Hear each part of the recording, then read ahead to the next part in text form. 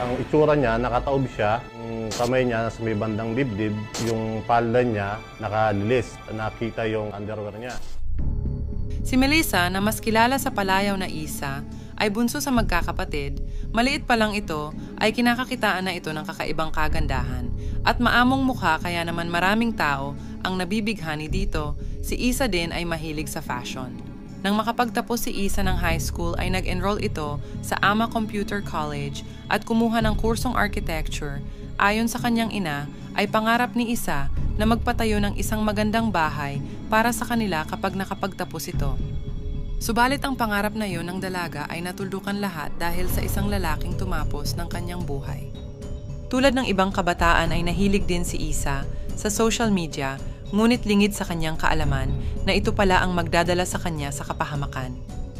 December 6, 2016, isa lamang ordinary day sa pamilya Magracia, maagang gumising si Isa at nag-prepare para sa kanyang pagpasok. Ayon sa ina ni Isa, ay nagpaalam pa siya sa kanyang bunso. Bago ito umalis ng bahay, ito na ang huling pagkakataon na nakita niyang buhay si Isa. Kinahapunan ay nag-text ito sa ina na hindi muna uuwi dahil sa makikipagkita ito sa isang kakilala na nag-o-offer daw sa kanya ng trabaho bilang modelo at napagkasunduan na magkikita sila sa Indang Cavite. Ayon sa kanyang ina, hindi siya pumayag, sa halip ay sinabihan niya ito na dumiretso na lang sa kanilang bahay. Subalit walang umuwing anak, kaya nag-text ito kay Isa.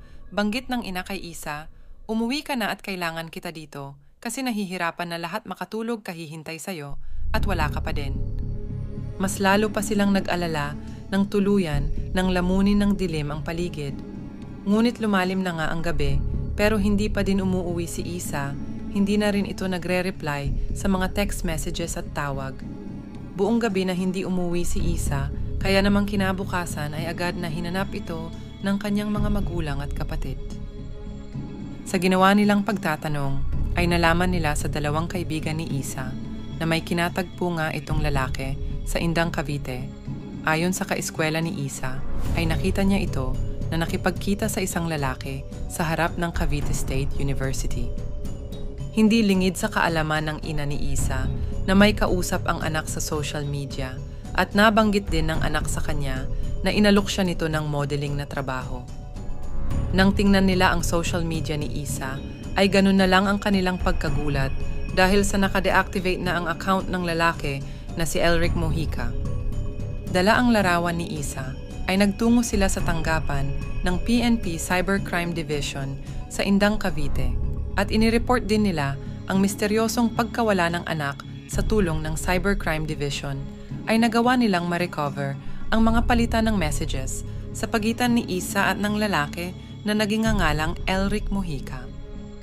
Base sa palitan ng kanilang mga mensahe, ang dalawa ay nagsimulang mag-usap noong November 2016 at base sa kanilang pag-uusap ay may pagtingin ang lalaki sa dalaga. Subalit ang mga pahaging nito ay hindi pinansin ni Isa dahil sa may nobyo na ito.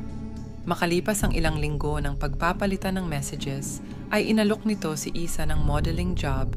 Ayon sa kanya ay may kaibigan siyang businessman na planong magbukas ng negosyo at kailangan nito ng isang modelo. Wala daw ibang gagawin maliban sa pictorial habang hawak nito ang mga produkto. Ayon pa sa kanya, ay una itong makakatanggap ng 15,000 na kabayaran pagkatapos ng photoshoot. At dahil nga sa nais niya na makatulong sa mga magulang at sa malaking halaga na kikitain, ay napapayag nito ang dalaga at napagkasunduan na magkita sila noong December 6, 2016 sa harap ng Cavite State University sa Indang, Cavite.